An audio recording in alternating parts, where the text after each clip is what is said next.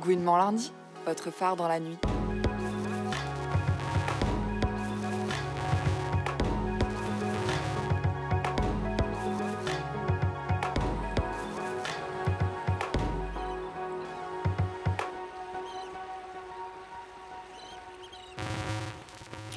Isa, t'as vu ce qui se passe dans le monde ?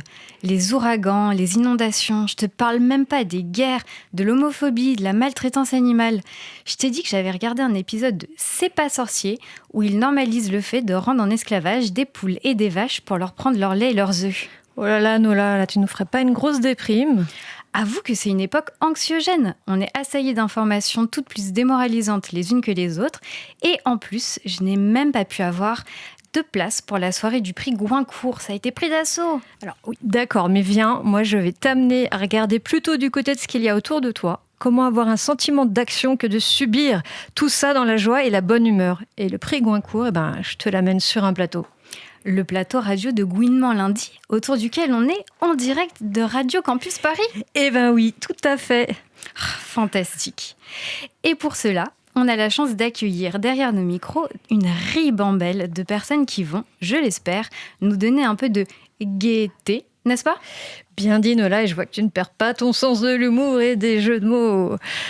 Donc avec nous ce soir, Anélie. Bonsoir Anélie. Bonsoir.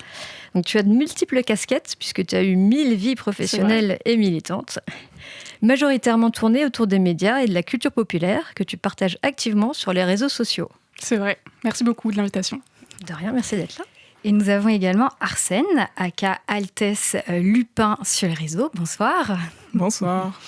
Alors, tu te définis... j'ai repris ta phrase sur ton Instagram qui dit difficile à dire. Gentle drag, queer asymétrique. Tu participes et co-organises de nombreux événements, dont des drag shows racisés, des cantines véganes avec le collectif La Queer Food, ou encore des ateliers tricot à la Flèche d'Or, au lieu militant queer à Paris. Et on va y revenir. Et en deuxième partie d'émission, on reparlera de l'événement lesbienne incontournable du week-end dernier, la remise du prix Goincourt. Et pour ça, on recevra les mieux placés pour tout nous raconter, celles qui l'ont créé. J'ai nommé Lauriane Nicole, aka Lesbien Raisonnable, et Alex Lashkar. C'est ça. Et plus on est, plus on rit, on aura également avec nous Juliette de l'AJL, l'association des journalistes LGBTQIA+, qui va nous parler d'un bal de promo. Gouinement lundi, c'est parti.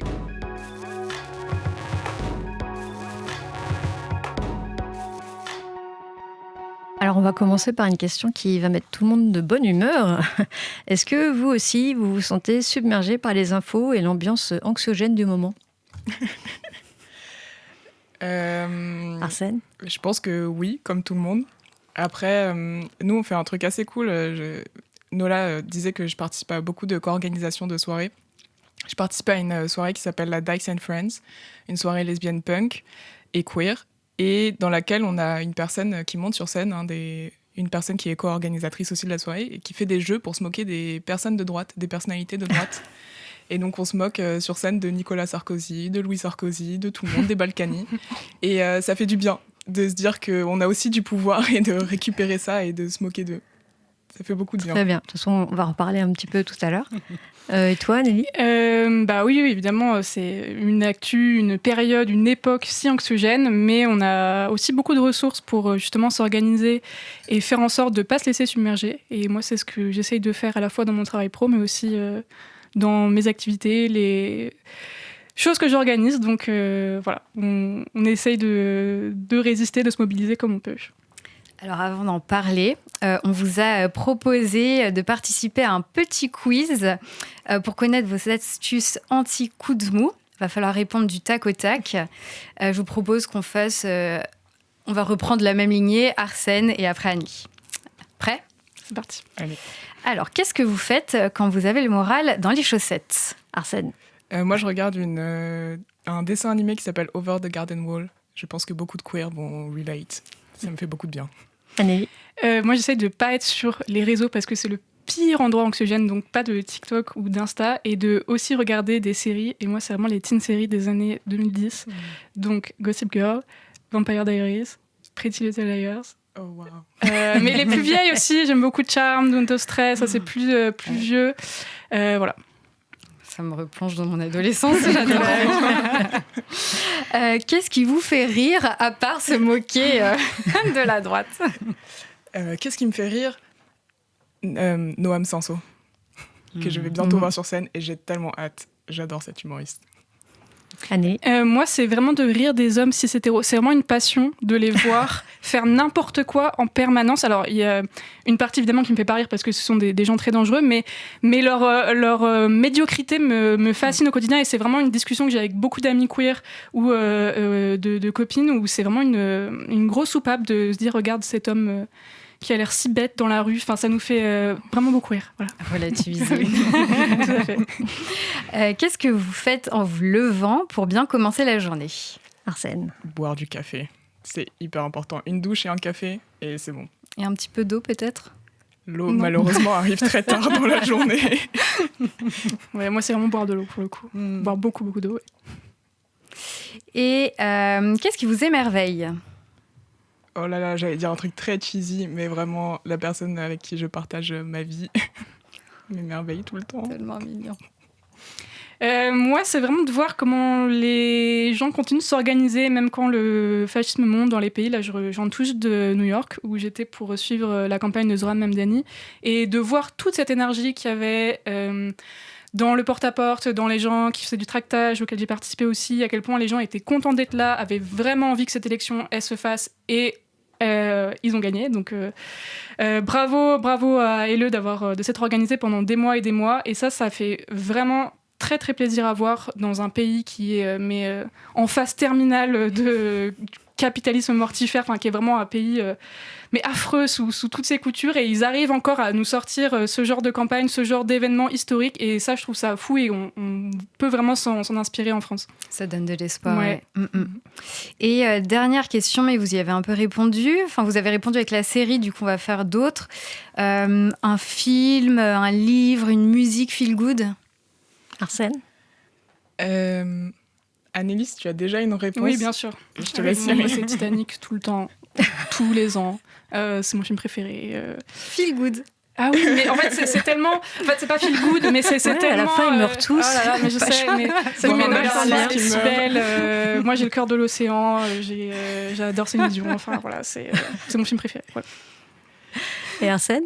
Enfin, t'as déjà dit un peu oui tout à l'heure, mais si t'as quelque chose d'autre. Oui, je vais partir sur la musique. Moi, c'est un album qui s'appelle Darlene de Hubert Lenoir. Quand je l'écoute. Hubert Lenoir. Hubert, Ouais. si tu nous Des écoutes, acteurs. Hubert Lenoir, C'est je vrai pourrais qu'on faire l'a- une émission entière sur toi. Notre Québécois préféré. Vraiment.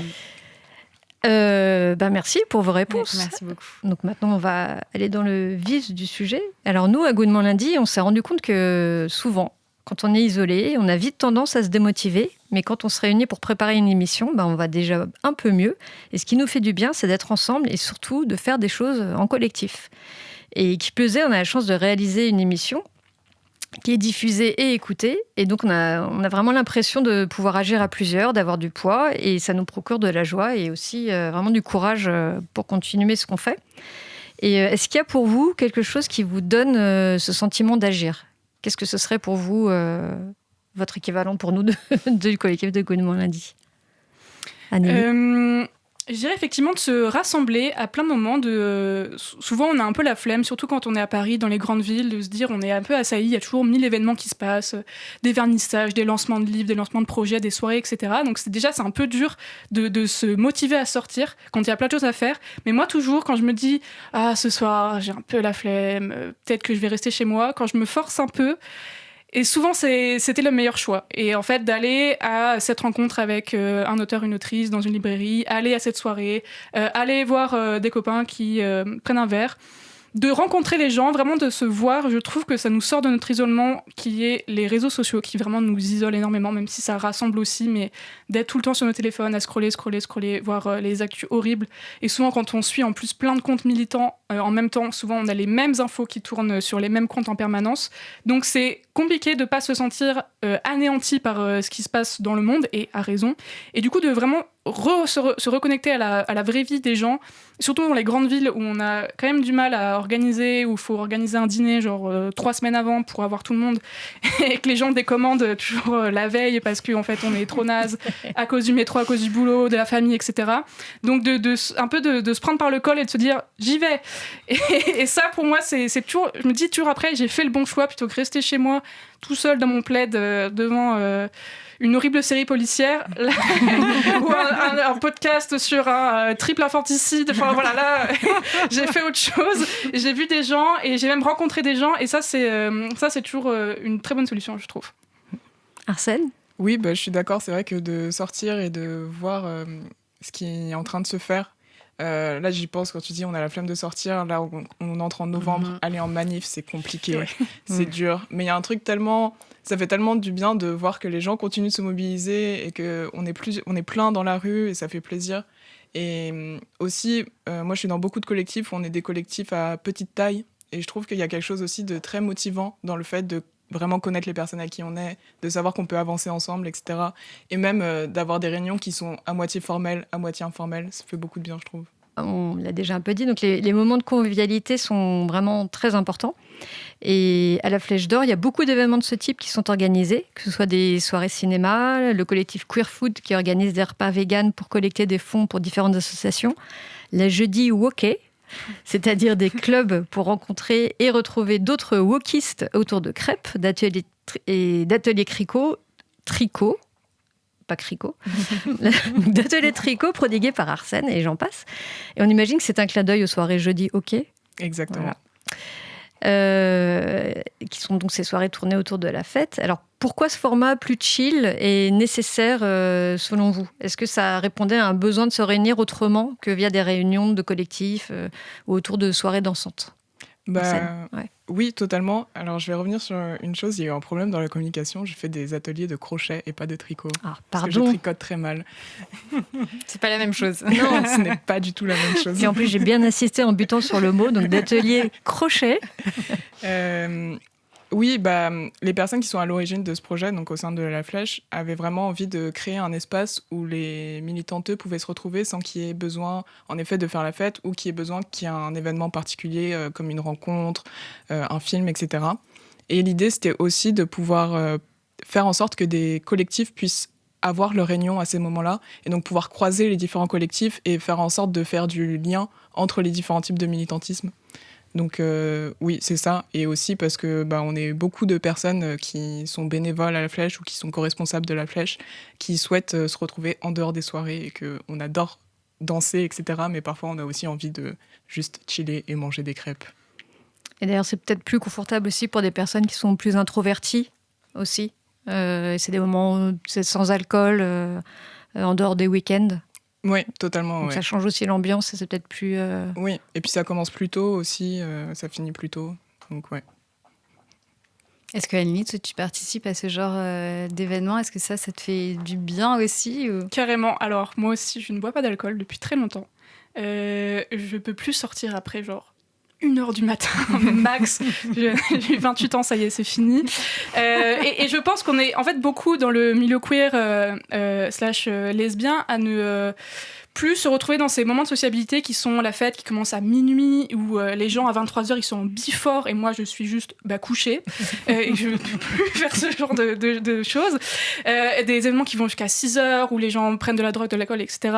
et grand bien leur face, mais où moi c'est pas du tout mon mood. Et en fait on est beaucoup à plus trop se retrouver dans ces espaces de sociabilité et on a besoin justement de ces moments où on se retrouve pour faire juste autre chose qui n'est pas la fête, et on a besoin aussi de lieux pour rencontrer des amis, et ça c'est vraiment important dans le milieu queer, et je pense que c'est la chose la plus importante pour les personnes queer, c'est vraiment l'amitié. Il y a eu beaucoup de livres qui sont sortis cette année qui justement repolitisent un peu cette question de l'amitié, notamment chez les filles et chez les personnes queer, parce que ces espaces de sociabilité, ils sont aussi très tournés autour de la drague, de la rencontre, de trouver des gens avec qui rentrer, et ça, c'est aussi excluant pour plein de raisons. Donc ces espaces-là, ils permettent de rencontrer des gens dans un cadre chill pour discuter de plein de choses autour de hobbies, et ça, je trouve ça génial d'avoir des hobbies en commun. Et c'est aussi, moi, les choses que j'adore, et c'est ce qu'on nous souhaite en tant que communauté. Et en parlant de hobby, tu en as un que nous aussi on adore, parce qu'une autre manière de libérer de la dopamine dans notre cerveau, l'hormone du bonheur, c'est de chanter. Alors, si vous en avez marre de fredonner solo sous la douche, on vous a trouvé une option de groupe, celle du karaoké. Il y a des soirées dédiées à cette pratique, à la Flèche d'Or notamment. Et Yann-Lee, on a pu comprendre donc que tu es fan de karaoké et que tu as d'ailleurs organisé une soirée à la Flèche d'Or, donc le 18 octobre, c'était la Stéréo Love, une soirée 120% pop musique qui était en soutien aux personnes trans aux USA. Alors déjà, est-ce que tu peux nous dire qu'est-ce que tu aimes dans cette pratique ? Le karaoké, je trouve ça génial déjà parce qu'il n'y a pas besoin de bien chanter, parce qu'il y a la musique derrière, il n'y a pas ce truc de compétition. On chante sur de la musique que tout le monde connaît, sur des titres qui sont hyper rassembleurs. Et on chante ensemble aussi. Il y a une personne qui a le micro ou plusieurs, mais toute l'audience chante. Et à Paris, c'est dur de trouver des lieux où en faire gratuitement, ou en tout cas pas cher, parce que il existe des organismes où tu peux louer une cabine de karaoké, mais déjà ça coûte cher, il faut payer par participant, etc. Et c'est un peu en petit comité. Et vraiment le faire en grand public, avec plein de gens qui hurlent en même temps, c'est très satisfaisant. Oui, puis c'est pas queer aussi, dans les autres espaces. Oui, et puis c'est cher surtout. Ouais. Et toi, c'est quoi ton répertoire Ah là là, bah, à part Céline Dion. Non, toutes les années 2000, on a plein de titres de variétés françaises qui sont absolument géniaux. Je préfère quand j'avais fait ma setlist, je préférais la faire en français pour pas mettre les gens trop en difficulté par rapport à l'anglais. Mais on a eu quand même beaucoup de gens qui nous ont demandé d'avoir des titres en anglais. Donc la prochaine fois, on en aura. Et dans ma soirée, il n'y avait pas que du karaoké, il y avait aussi de la country, qui est le hobby qui progresse le plus en ruralité en France en ce moment. Donc c'est vraiment s'en inquiéter. Et moi, ce que je fais, c'est de la queer country, qui est extrêmement développée aux États-Unis. Donc c'est là-bas que je l'ai découvert, où c'est vraiment des personnes queer qui se réunissent pour des cours ou des soirées. Où donc les cours où vraiment t'apprends plusieurs chorégraphies, et les soirées, c'est les gens qui viennent et qui font les chorégraphies. Parce qu'à la base, la country aux États-Unis, on l'associe pas forcément à la communauté plus ouverte. Mais il y a une grosse histoire de la queer country aux États-Unis, qui est très underground, mais qui existe depuis vraiment très très longtemps. L'organisme State Country qui organise ça, il existe depuis des années, vraiment. Et ça existe à New York, Los Angeles, San Francisco, dans vraiment plein de villes. Et on a la chance d'avoir une personne américaine qui a déménagé à Londres et qui vient régulièrement à Paris pour donner des cours. Et il y en avait un là ce soir à la Belle-Illoise, où j'étais juste avant. Et ça réunit beaucoup de monde. Il y a une vraie demande pour cette pratique qui, je pense, s'explique parce que c'est du line dancing, donc c'est en ligne. Donc, il n'y a pas besoin d'avoir de partenaire, on n'est pas collés. C'est juste des pas de jambes, donc il n'y a pas besoin d'être souple, il n'y a pas besoin d'avoir une grosse pratique de danse. Et on apprend ensemble. Voilà, donc c'est assez inclusif, c'est satisfaisant, c'est sur de la pop musique ou de la musique country, mais en tout cas il y a un répertoire qui est cool et c'est chouette de le faire entre personnes queer. Donc moi j'avais organisé ça avant mon karaoké et ça a extrêmement bien marché, mais à un point où je ne m'attendais même pas qu'il y ait autant de monde qui viennent exprès pour ça. Et même ce soir à la Belle-Illoise où il y a eu 0 com, une affiche absolument affreuse, on était 50. Oh, wow. Oui, c'est énorme. Donc non, c'est vraiment une pratique qui progresse beaucoup. C'est une pratique donc, qui progresse en réalité, mais qui peut aussi s'importer avec des personnes queer, et on espère en faire plus. Ouais, moi, ça me fait penser, je vois aussi une grande effervescence autour des bals folk. Mais j'ai l'impression qu'il y a aussi le fait que... c'est vrai que la communauté queer, LGBT, on la voit vachement à travers plus la techno, mais en fait c'est une danse très solitaire, et j'ai vraiment l'impression que ces dernières années, toutes les danses comme ça, beaucoup plus communautaires, où en fait t'es avec tes partenaires, et ben ça prend un vrai essor, une effervescence au sein de la communauté queer, parce que j'ai aussi l'impression qu'on a envie de se regarder dans les yeux et de danser ensemble, et que ça rassemble beaucoup plus. Oui, il y a aussi un gros enjeu, je pense, de bataille culturelle d'un point de vue politique sur les danses dites de village, sur les bals, sur la culture folklorique. Il y a un article dans Le Monde qui est sorti cette semaine sur le Canon français, donc qui est un organisme qui organise des espèces de bals qui sont à la fois des espèces de banquets où les gens viennent manger de la charcuterie, du cochon, plein de produits du terroir et danser sur Sardou et Aznavour. Et ça, donc c'est vendu 80 €. C'est un business qui a été monté par 2 mecs qui ont des noms à particules et qui fait rempli des endroits dans toute la France et qui sont financés par Pierre-Édouard Sterrin. Donc ça, c'est un vrai sujet de bataille culturelle. Et donc, le grand sociologue de la ruralité, Benoît Coquart, qui a donné une interview à ce sujet, dit en fait, ça vient prendre la place de toute cette culture de bal qui se tarit à la campagne parce qu'il y a de moins en moins de bénévoles, il y a de moins en moins d'argent pour les associations pour organiser ça. Moi, je viens d'un petit village de 1000 habitants et effectivement, toutes les soirées que j'avais quand on était enfant, organisées par les assos, les assos, elles n'ont plus d'argent pour le faire, elles n'ont plus de bénévoles, il n'y a plus de gens qui veulent organiser ça. Du coup, la vie sociale dans les ruralités se tarit de plus en plus et il y a ces mecs-là qui viennent prendre cette place-là et qui, du coup, le font avec un fond évidemment très réactionnaire, très la France aux Français. Et il y a un vrai enjeu à reprendre aussi ces espaces-là de convivialité et pas que dans les villes, justement, de venir ramener aussi une vraie culture populaire qui soit accessible parce qu'ils le vendent 80 balles leur soirée. Donc c'est pas accessible à tout le monde. Mais du coup, dans l'interview, ce qui est intéressant, c'est qu'il y a des gens qui viennent de la ville, mais il y a aussi des gens qui se serrent la ceinture pour y aller parce qu'ils se disent c'est 80 €, mais je le mets là-dedans parce que je serai avec mes copains et ça nous fera une sortie pour le mois, pour les 6 mois prochains. Et oui, c'est cher, mais on n'a que ça en fait. Et donc, il y a un vrai enjeu pour la gauche, pour les gauches, en ruralité, dans les villes, à ramener cette culture populaire. Et c'est ce que je pense, la Flèche et ce genre d'endroits servent aussi à Paris, parce que Paris, c'est hors de prix en termes de soirées. Les soirées gays, /queer à Paris, c'est 20 balles l'entrée. Peu de gens, en vrai, peuvent se permettre de mettre 20 balles, sachant qu'en plus, tu payes tes consos, le vestiaire, etc. Donc, proposer ce qu'on fait à la Flèche, toute la programmation de la Flèche, qui est un lieu qui est municipal, qui est une association, qui est un lieu qui est à la mairie de Paris, que Rachida Dati, d'ailleurs, menace de fermer.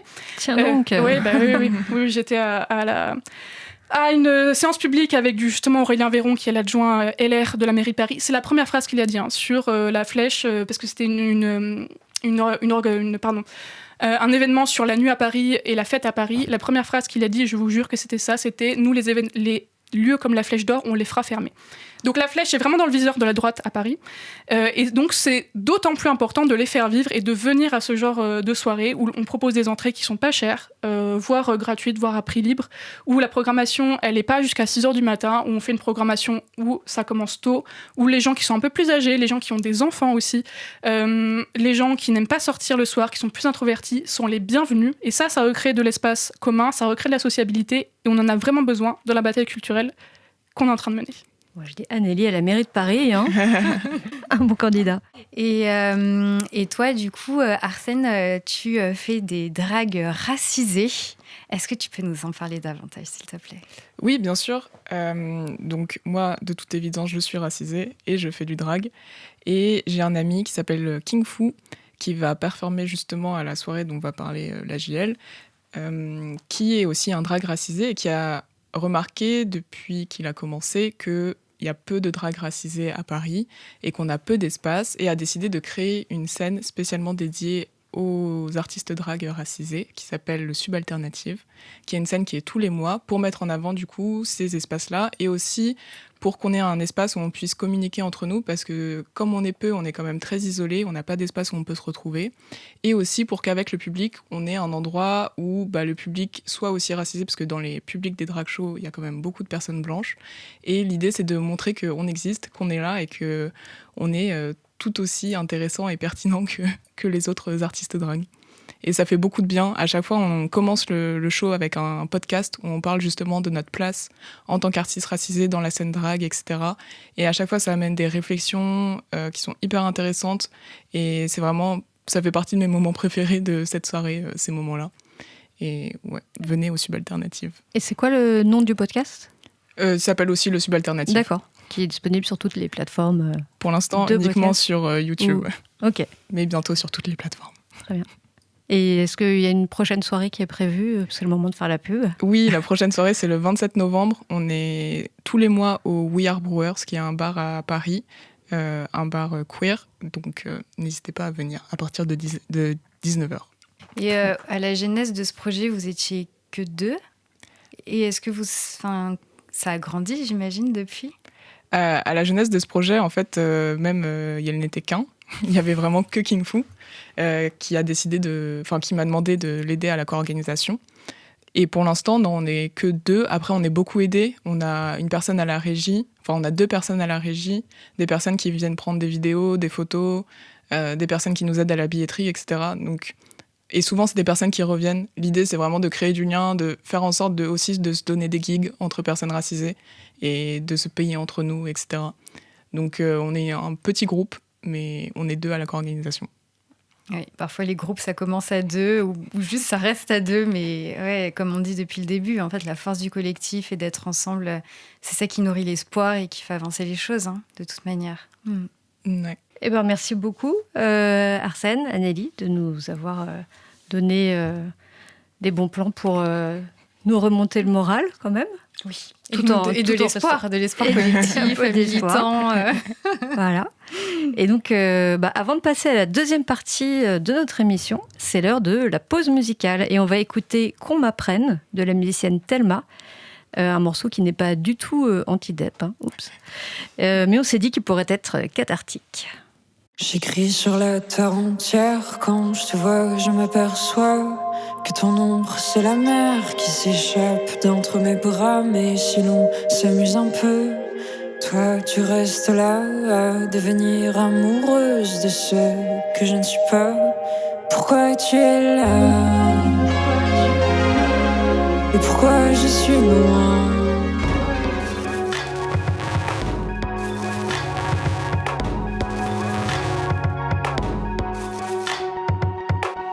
Vous écoutez toujours Gouinement lundi sur Radio Campus Paris, le 93.9 FM. Alors, le concours est attribué à Sabrina Calvo. De l'intitulé Plus de lumière, édition du commun. À Fatima Das.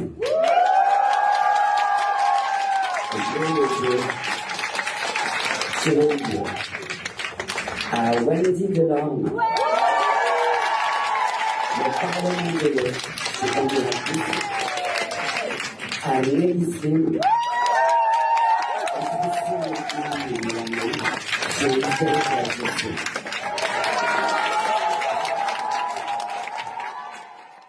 Alors, vous venez d'entendre l'annonce du prix Goincourt qui s'est déroulé le 7 novembre, auquel on n'a malheureusement pas pu assister. Du coup, on l'a amené jusqu'à nous.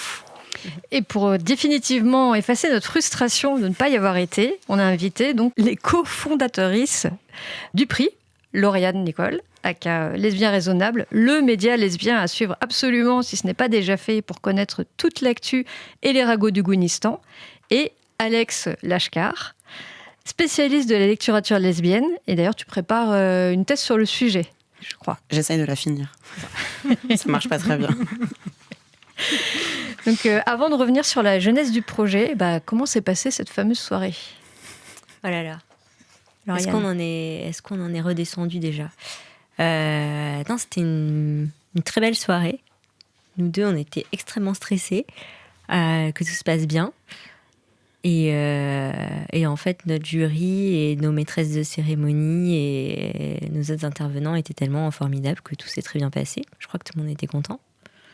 Et puis, pour faire le lien peut-être avec aussi ce qui a été dit tout à l'heure, on avait beaucoup d'amis qui étaient là aussi et qui ont filé plein de coups de main de dernière minute.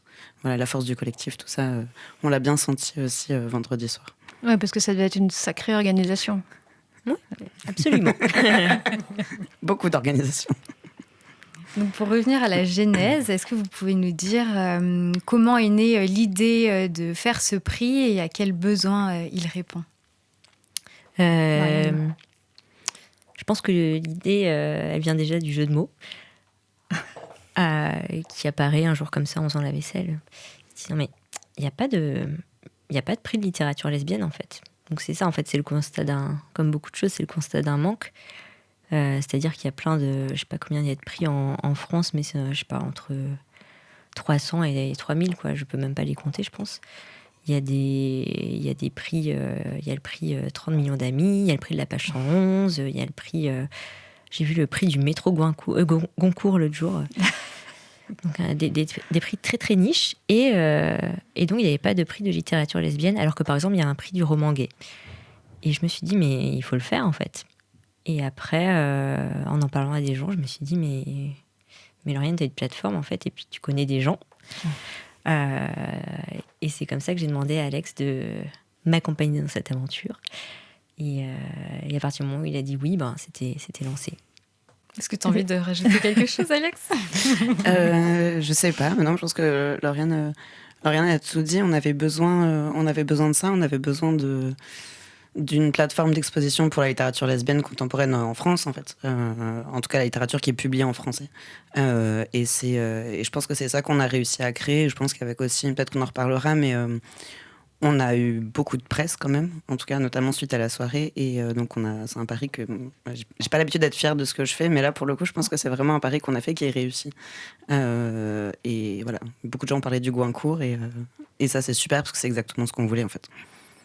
Ouais, ça, effectivement, on va en reparler un peu plus tard. D'abord, on va rester dans la genèse et la préparation, etc. Et donc, on voulait savoir comment vous avez fait le choix du jury et ensuite, comment vous avez fait le choix des livres. Le choix du jury s'est fait par une liste sur laquelle on a écrit notre jury de rêve, qui sont en fait à peu près le jury qu'on a finalement réuni. L'idée, c'était déjà d'avoir des gens dont on savait que Yael avait un œil très acéré sur la littérature lesbienne contemporaine. On savait que c'était des gens qui avaient des avis, quoi, qui avaient un goût, et qui surtout n'avaient pas le même point de vue. Pas que des gens de Paris, par exemple, pas que des personnes blanches, pas que des personnes cis, des personnes de tous les âges. Donc on voulait vraiment une multiplicité de points de vue, mais aussi et surtout du goût. Et je voulais dire une... Et puis des personnes qui aiment lire aussi, des personnes qui vraiment kiffent en fait passer des heures à lire et qui du coup étaient aussi partantes et capables de lire beaucoup de livres en assez peu de temps, parce que c'est quand même ça aussi qu'on leur a demandé finalement, ce qui est quand même un peu un challenge, notamment quand on a, je sais pas, un job à temps complet en fait à côté. Voilà, il fallait être prêt aussi à faire ça de manière bénévole en fait pendant plusieurs mois, quoi. C'est vous qui avez fixé la première liste des livres Alors la première liste des livres... Enfin, quand vous les avez approchés, vous leur avez expliqué le prix, vous leur avez... Alors à la base, nous, on était partis sur la rentrée littéraire. Donc en gros, ce qui allait sortir entre mi-août et mi-fin octobre. Et puis finalement, le jury nous a fait remarquer, à juste titre, et on est tout à fait d'accord, que c'était pas forcément la liste la plus représentative de ce qui se faisait aujourd'hui en littérature lesbienne, et on était complètement d'accord avec ça. Et donc la décision a été prise d'ouvrir au reste de l'année 2025. Et du coup d'aller chercher aussi des textes qui étaient sortis au début de l'année 2025 et de les rajouter à la sélection. Et c'est comme ça en fait après que le jury a fait un peu la première liste à sa sauce, qui du coup était un peu différente de ce qu'on avait présélectionné en fait au début, et c'est comme ça qu'il y a eu des ajouts. Ça vient vraiment du jury. Je pense que c'est important de le dire aussi. On a un jury qui a été très, très actif et qui a été vraiment force de proposition en fait, tout du long, à chaque étape du processus du Gouincourt. Et ça, on a beaucoup de reconnaissance aussi pour le fait que Yael se soit autant impliquée là-dedans et n'était pas juste des personnes passives en train de lire les livres, mais qui vraiment construisaient le prix avec nous en fait. Mais est-ce qu'il y avait d'autres critères plus spécifiques que des dates pour rentrer dans les livres qui allaient être sélectionnés? Et parce qu'on a une grande question à Goodman lundi, c'est pourquoi Rebecca Warrior ne fait pas partie au moins de la première liste. Ben, à vrai dire, nous, dans notre vision du prix, c'était vraiment des critères... factuels. Voilà, des critères, je ne vais pas dire objectifs, parce que ça n'existe pas, mais des critères de ce livre-là sort entre telle date et telle date, il est lesbien et il est francophone et il sera distribué en France. C'était ça nos critères. Quand le jury nous a fait cette remarque, on s'est dit on va prendre tous les livres de lesbiens de l'année 2025 francophones et dans ces cas-là, on en avait un certain nombre. Et donc là arrivent des jugements des jugements esthétiques, en fait, et des jugements de contenu, de qu'est-ce qu'il y a dans ce livre. Et là, avec les goûts du jury, le livre de Rebecca Warrior n'a pas fait partie de cette liste. Donc ça veut dire quand même, ce qui est une bonne nouvelle, c'est qu'il y avait une grande liste, parce que la première liste, c'était quand même, je ne sais pas combien il y avait. 14. Il y en avait 14, bon, et en plus, vous nous dites qu'il y en a qui ont été enlevés. Ah oui, il n'y a pas que le livre de Rebecca Warrior qui est... Ouais. Mais je ne pense pas qu'on aurait pu dire ça il y a, je ne sais pas, 10 ans ou 20 ans, qu'on aurait trouvé, j'imagine du coup peut-être une vingtaine au moins de livres qui, dans l'année, oui. Et un thème lesbien. Ou, oui. Après, il y a aussi on a changé pas mal de choses. Au début, nous, on était sur ce qu'on appelle la littérature générale ou la littérature blanche, c'est-à-dire la littérature classique de fiction qu'on connaît, qui est la plus médiatisée. Et en discutant avec le jury, on s'est rendu compte que en fait, les lesbiennes bousculent tout le temps les frontières des genres. Donc on s'est dit, pourquoi pas de la science-fiction, pourquoi pas de la poésie. Et du coup, on s'est retrouvés même plus que 20 bouquins qu'on aurait pu mettre. Donc là, il fallait faire des choix esthétiques. Et le jury a discuté et a fini par trancher, quoi, pour la première liste comme pour les suivantes. Donc il y a eu deux listes, je crois. Il y a eu une première liste de 14, après on est passé à 7. Et après... Et donc en fait, il y a eu 4 lauréates. Absolument. Voilà, donc Wendy Delorme, Sabrina Calvo, Nelly Slim et Fatima Das, donc qui est complètement inédit pour un prix littéraire où normalement les débats pour élire la lauréate sont souvent âpres. Et alors pourquoi ce choix de 4 lauréates ? Alors ça a été une grande discussion, je pense, dès la deuxième réunion. Le jury a commencé à dire, est-ce qu'on veut vraiment copier les codes jusqu'au bout ? Nous, notre vision avec Alex, c'était vraiment de faire ce prix en copiant pas mal de codes, en faisant un dîner, donc un jury et une fête de proclamation. Mais dans notre vision, effectivement, à nous deux, c'était un gagnant. Un seul livre. Puis on se disait, pour les médias, c'est mieux s'il y a un seul gagnant, ça sera plus médiatisé. Et le jury a tenu bon sur son idée de ne pas trancher sur un seul. Et je pense qu'elles ont eu raison. Et elles m'ont eu à l'obstination. Mais je pense qu'on était tous les deux très obstinés, mais en face de nous, on avait 10 personnes aussi très obstinées, très têtues, et du coup, le jury a gagné. Et donc, pendant la soirée, c'est Virginie Despentes qui a fait un discours de la méthode. Du jury, donc pourquoi on en est arrivé à 4 et pas les 7 par exemple, et pas 3. Donc 3 ça faisait podium, ça ne nous plaisait pas. 2 c'était trop binaire, et puis 7 ça faisait trop de bandeaux à imprimer, alors on n'allait pas s'en sortir. Ça a été mûrement réfléchi quand même. Absolument. Beaucoup de discussions, vraiment. Donc l'idée c'était le jury nous a dit, mais pourquoi on irait dans cette logique d'élimination qui est finalement très hétéropatriarcale, quoi. C'est toujours la compétition, c'est toujours le meilleur gagne à la fin, et puis est-ce qu'on ne voudrait pas célébrer autre chose ? Et puis pourquoi on s'imposerait quelque chose qu'on n'a pas envie de faire ? Donc c'est sûr que nous, on n'allait pas résister longtemps quand tout le jury nous dit on n'a pas envie, en fait. Donc, Et puis je trouve qu'en plus, le palmarès fait particulièrement sens aussi à ce niveau-là. Enfin, je veux dire, on a 4 voix très fortes et très différentes, et on a 4 ouvrages qui sont très différents. Et ça, je trouve que ça reflète aussi quelque chose de l'état de la littérature lesbienne aujourd'hui, en fait, ce palmarès. La littérature lesbienne aujourd'hui en France, c'est pas que des personnes cis, c'est pas que des personnes blanches, c'est pas que des personnes bourges, c'est pas que et aussi toutes les inventions au niveau du style, tout ce qu'on peut avoir en termes de réflexion autour de la forme littéraire. Dans les 4 romans, c'est quelque chose qui est très présent, quoi. On a 4 formes aussi très différentes. Et ça, je trouve que c'est très beau, parce que finalement, je pense qu'il y a de quoi lire aussi je pense que tout le monde peut un peu y trouver son compte. Qu'on aime les formes plus ramassées, qu'on aime des romans plus au long cours, qu'on aime des formes plus poétiques, qu'on aime des choses plus qui sont de l'autofiction, etc. Tout le monde peut y trouver quelque chose, je pense, en fait. Moi, en tout cas, c'est 4 bouquins que j'ai adorés. Donc, ouais. C'est vraiment une photographie de voilà comment était la littérature francophone en 2025.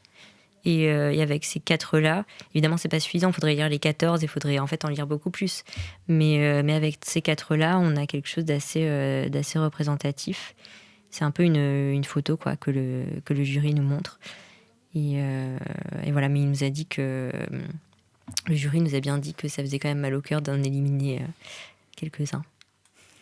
Bah oui, parce que du coup, il y a moins de perdants que de gagnants. Ouais. Quelque part, ouais. Mais toute la sélection est montée sur scène au moment, juste après la proclamation, juste après l'extrait que vous avez passé.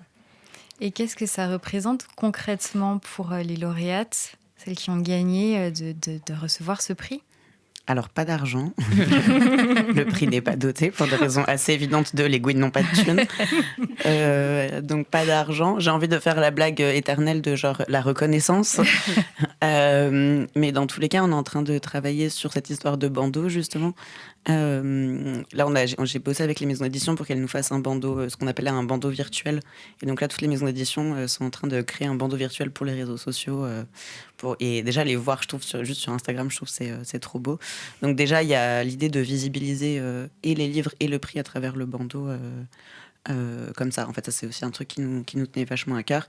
Et c'est vrai que l'avantage d'avoir un carré gagnant, c'est que moi, par exemple, j'ai trop hâte de voir 4 bandeaux côte à côte dans certaines librairies avec marqué 4 fois prix Goncourt 2025. Il y a un truc qui est un peu cool quand même, qui en impose et qui impose une visibilité supplémentaire en fait à la littérature lesbienne. Donc ça, c'est une partie de ce qu'on gagne entre guillemets. Après, je sais pas dans quelle mesure mettre dans son CV d'auteuriste j'ai gagné le prix Goncourt. Je sais pas encore dans quelle mesure vraiment ça... Je sais pas dans quelle mesure ça crédibilise vraiment ou pas le trajet d'un ou d'une auteuriste. En tout cas, peut-être que dans quelques années, ça aura plus de poids. Mais en tout cas, c'est aussi une récompense comme ça. Et puis, ce qui a été assez beau et ce qui m'a assez étonnée, c'est que les libraires d'un peu toute la France se sont emparés du prix au moment de l'annonce de la première sélection et qu'on a vu... des endroits où je suis jamais allée en France, à Montpellier, à Nevers. Lyon, moi c'est Nevers. Nevers, ça m'est resté en tête. Il y a une librairie généraliste à Nevers qui nous a fait une vitrine Goncourt. Wow. Une librairie généraliste, vraiment pas comme La Franchie ou Violette & Co, vraiment une librairie hyper généraliste qui nous a fait une vitrine, quoi. Incroyable. Et ça, c'était trop cool. Mais parce que vous êtes allés les voir ou c'est ces libraires qui sont Non, venus... on n'est pas allés les voir. Il y a même une librairie qui a découpé, qui a imprimé le logo et qui a découpé, qui a mis comme les petites recommandations, vous savez, qu'on a sur les bouquins en librairie, qui a mis prix Goncourt avec notre logo sans qu'on ait rien demandé. La Franchie à Lille, qui est une librairie féministe engagée, etc., qui a recopié le logo sur sa vitrine. Et ça, je pense que... Après, je sais pas en termes de vente comment ça se concrétise, j'ai pas les chiffres, mais... En tout cas, ça crée une visibilité et c'est un peu ça qu'on voulait. Oui, et puis sur les questions, je pense aussi de vente, moi, ça rejoint un truc auquel on va faire attention, je pense aussi dans les mois à venir, voir si justement, est-ce que ça a un impact sur les ventes ou pas. Parce que par exemple, il y a des prix littéraires, les grands prix d'automne, il y en a plein qui ne sont pas dotés en fait. Tu gagnes pas d'argent, mais par contre, tu gagnes de l'argent via les ventes. Parce que ça fait monter les ventes. Enfin, c'est plusieurs centaines de milliers d'exemplaires, par exemple, quand tu gagnes le Goncourt, parce que tout le monde l'offre à Noël, etc. Et moi, par exemple, ce qui m'intéresse, c'est de voir aussi, est-ce que du coup, plus de personnes vont se mettre à acheter ces livres-là parce qu'ils ont gagné le Goncourt, en fait. Ce qui, du coup, ramène par des moyens plus détournés, mais ce qui ramène aussi de l'argent, finalement, aux auteuristes. Et donc ça, c'est une vraie question aussi de dans quelle mesure on peut avoir un impact, nous, à ce niveau-là, sur les ventes de livres. Quelle force de frappe on a en 2025 et quelle force de frappe on aura dans 10 ans. Et puis, on a l'intention de faire des rencontres en librairie aussi... Par la suite, on a déjà été contacté par une bibliothèque à Angers. Parce que les bibliothèques aussi, on parle des librairies, mais les bibliothèques aussi sont là pour soutenir le prix. Et comme tu disais, Alex, tout à l'heure, en plus, donc il y a les bibliothèques, les librairies, et ça a été pas mal repris aussi par les médias mainstream, toute attente, je sais pas, mais enfin quand même. Ah, c'était travaillé. Oui, justement, c'était la question, parce qu'il y a Livre Hebdo, Le Monde, Libé. Donc, alors tu dis c'était travaillé, c'est-à-dire Bien tu sûr. les as... Vas-y, raconte-nous comment tu as fait. Moi, pour être tout à fait honnête, je suis attachée de presse de base, mon premier métier. Donc, donc ça aide. Ouais, donc j'avais un peu pensé la stratégie de relations presse. Et ouais, c'est du travail, c'est-à-dire que de chercher le contact, d'établir une liste presse, de faire un communiqué qui est un peu bien senti pour attirer leur attention. Et il se trouve que ça a très bien mordu avec la presse spécialisée, Livre Hebdo, Actualité et d'autres sites. Mais ouais, l'ampleur que ça a pris dans la presse vraiment généraliste, c'était plus étonnant. Je pense qu'il y a eu l'article dans le magazine du Monde qui a fait bouger les choses, qui arrivait assez tôt. J'ai pas encore fait le book des retombées, mais à la soirée, il y avait pas mal de journalistes, notamment le Nouvel Obs qui a fait un compte rendu assez incroyable. Ouais. Et puis non, ça faisait vraiment partie depuis la conception du prix, c'était un truc qu'on voulait, ouais. C'est très stratégique. Absolument. Et déjà le nom qui rappelle, je sais même plus le vrai, le premier. On a oublié. Oui, moi je me trompe tout le temps aussi maintenant. Le Goncourt. Le Goncourt, voilà. Ouais, merci. ça fait bizarre de le dire comme ça. Mais oui. Moi, j'y arrive plus maintenant, ça marche plus. Ce petit prix là. Mais forcément, ça attire parce que c'est pratiquement le même nom, donc. Et en même temps, Très on comprend bien tout de fait. suite. Enfin, Ouais. presque tout de suite. Mais Après, oui, il y a c'est ça le coup de génie, c'est ce que tu disais. C'est la partie limite du jeu de mots. Ah oui. Fallait Totalement. l'exploiter absolument. Après, il y a des gens qui disent Guincourt, donc ça m'a un peu perturbée, mais maintenant je suis d'accord. Une station de métro.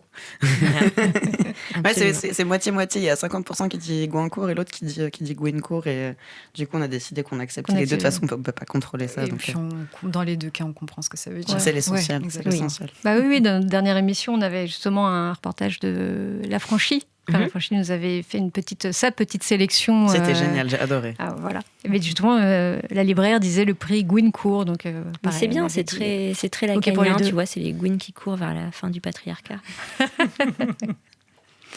Et du coup, là, donc, la première édition s'est achevée. Vous parliez de jusqu'à 10 ans, ça veut dire qu'il y aura une deuxième édition ? Il y en aura plein d'autres, mais il y en aura plein d'autres. Là, on est lancé, on est à fond. Enfin, non, là, il faut qu'on dorme un peu. Mais après. On a pendant 3 mois, là. Mais après, on sera à fond. Bah oui, bah bien sûr. Enfin, je veux dire, je crois que c'est comme ça qu'on a conclu la soirée. On a dit rendez-vous en 2026 et c'est sérieux. Enfin, voilà, on veut que ça continue, on veut que ça grandisse. On veut, enfin voilà, c'est bien sûr. Moi, j'ai déjà des gens qui sont venus me dire à la soirée. T'as entendu parler de tel bouquin qui sort en 2026, chez telle maison d'édition, j'étais genre super génial, allons-y, c'est parti. Donc bien sûr, on va pas déjà beaucoup de taf. Moi, j'ai beaucoup de taf pour une première édition. Maintenant qu'on a fait le crash test, on va pouvoir roder le truc. Donc bien sûr, on continue. Et surtout, il y a plein de choses à imaginer. Enfin, depuis le début, on nous dit mais alors les littératures étrangères, mais alors les littératures BD. jeunesse, les romans graphiques, roman graphique, pardon. bande dessinée, enfin tout ce qu'on veut.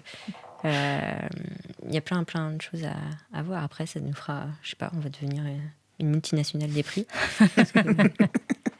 C'est ça le lobby finalement, non, Voilà. je pense. Toujours sans argent, évidemment.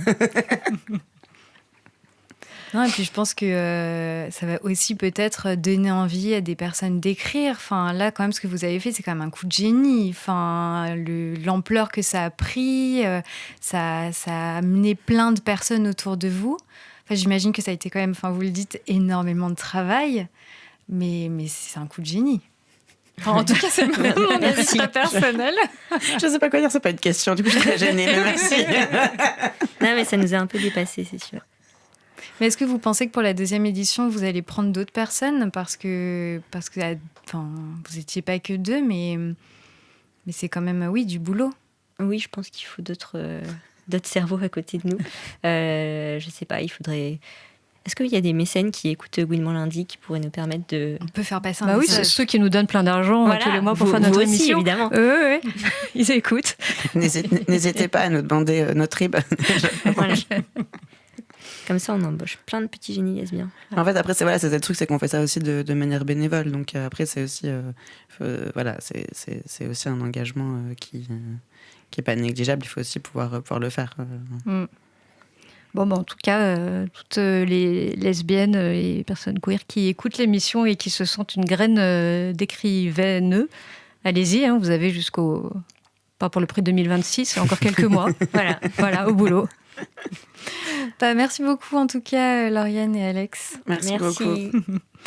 Et avant d'accueillir Juliette pour sa chronique, on écoute Mouille lesbienne de Barbara Butch, un anti-dep clair et net et qui, comme son nom l'indique, est hautement lesbien. ¿Hablas español? Sí. Muy bien. Muy lesbienne. muy lesbienne, muy lesbienne, muy lesbienne, muy lesbienne.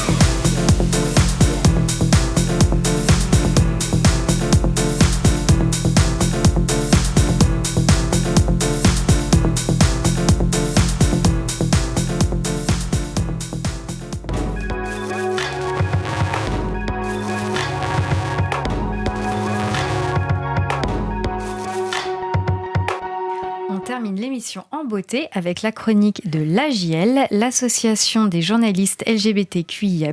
Et cette semaine, c'est Juliette qui nous parle d'un bal de promo. Bonjour. Alors moi, je garde de mon bal de promo un souvenir vague et un peu malaisant.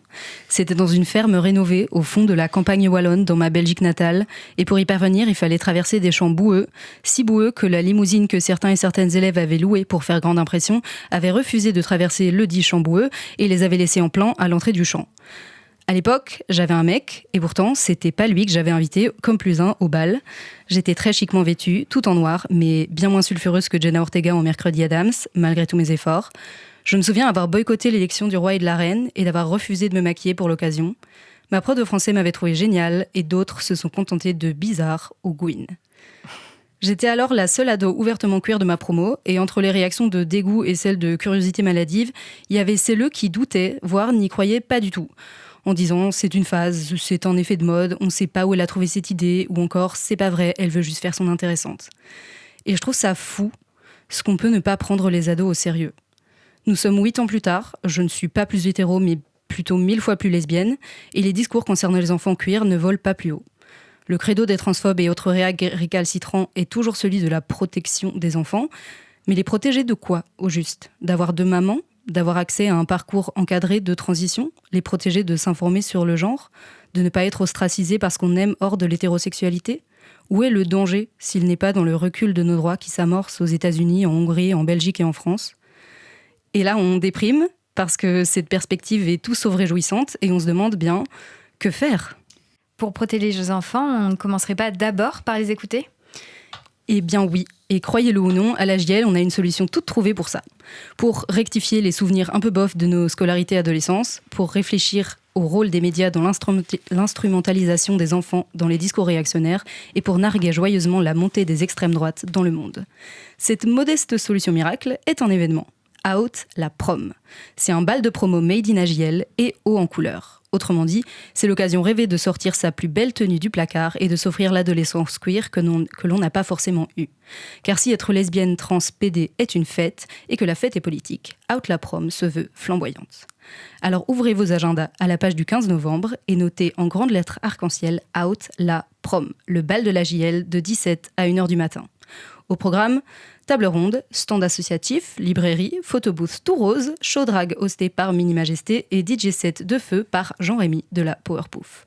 Le tout à prix libre, accessible au PMR et la table ronde traduite en langue des signes française.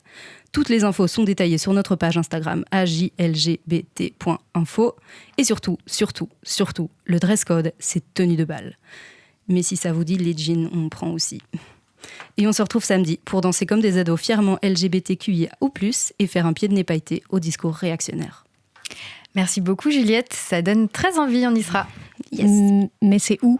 C'est à Césure. Très bien. Je vais faire à Paris donc. Mais voilà.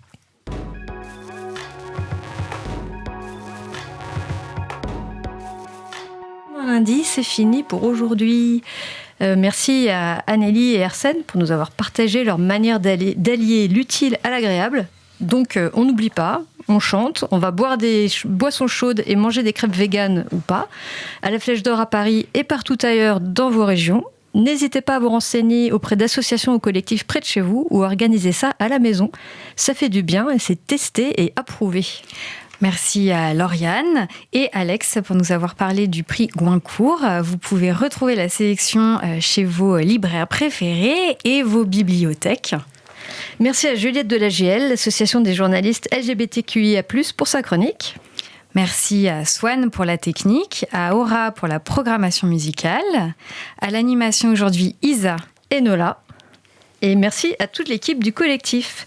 Donc, vous pouvez retrouver Gouinement lundi sur toutes les plateformes de podcast et sur les réseaux sociaux. N'hésitez pas à nous mettre des étoiles, des likes, des petits cœurs. Ça nous fait plaisir et ça nous aide beaucoup. À bientôt.